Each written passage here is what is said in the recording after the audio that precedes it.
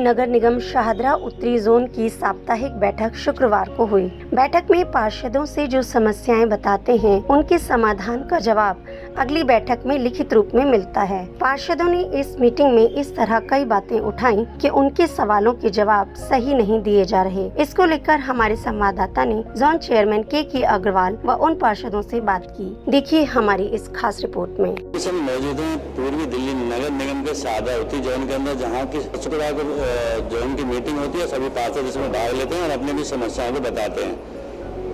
लेकिन यहाँ पर सबसे बड़ी बात यहाँ आज जो देखने को मिली है, पार्षदों की सबसे बड़ी समस्या वो बनी हुई है कि जहाँ पहले पार्षद अपने जवाब मांगते हैं, वो जवाबों में अलग ही बदलाव है। क्योंकि आपने देखा होगा कि लगातार एमसीडी आरोपों के घेरे में रहती है और कहीं न कहीं काम में भी उसकी बदनामी होती है। लेकिन आज यहाँ पर एक नया सवाल देखने को मिला जो पार्षद ने उठाया। हमारे साथ श्री सुंदर नगरी के निगम पार्षद विमलेश हमारे साथ हैं। उनसे जानते हैं कि उन्होंने जो जवाब मांगे थे उनके कैसे जवाब मिले हैं।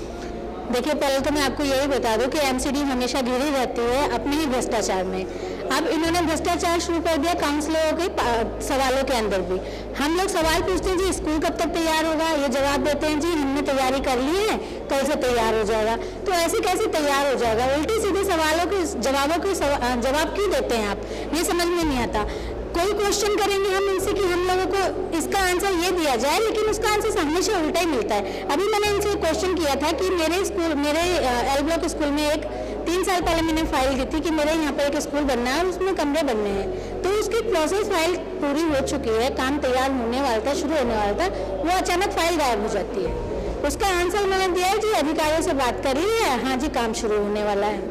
तो ये कैसा जवाब होता है? सारे एक क्वेश्चन मैंने इनसे पूछा कि मेरे यहाँ पर पेड़ों की छटाई करनी है, कह रहे हैं हाँ जी एक पेड़ छाट दिया गया, एक पेड़ छाट दिया, बाकी छट जाएगी।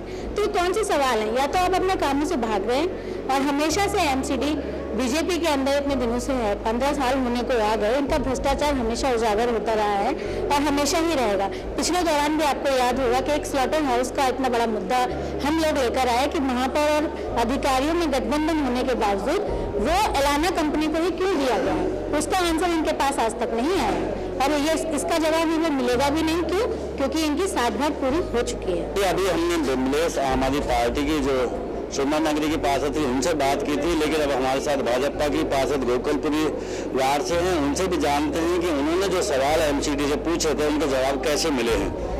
भले ही ये बात अटपटी लग रही हो, लेकिन आप बात करते हैं निर्मला की बात के लिए इस तरह देखा गया है कि आज एक सबसे बड़ा सवाल मीटिंग में उठ के आया था कि जो पार्षद सवाल करते हैं उनके जवाब बल्कि उल्टे होते हैं, बल्कि उसके अलग होते हैं बिल्कुल। तो क्या कहना चाहेंगे?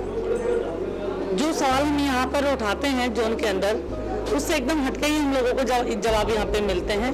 कितनी ही जवाब ऐसे होते हैं कि ये संबंधित अधिकारी से या विभाग से संबंधित है ही नहीं। हम लोग कहते हैं कि कुत्ते हमारे क्षेत्र से उठा लिए जाएं जो काटते हैं और उनको किसी भी प्रकार उनका इलाज करके उनको चाहे वापस छोड़ दिया जाए। जवाब मिलता है कि उठा दिए गए हैं, जबकि 1.5 से 2 साल से हमारी नज़र में तो आज तक कोई कुत्ता उठा नहीं है। तो इस तरीके के गलत जवाब अक्सर यहाँ से हमें मिलते हैं।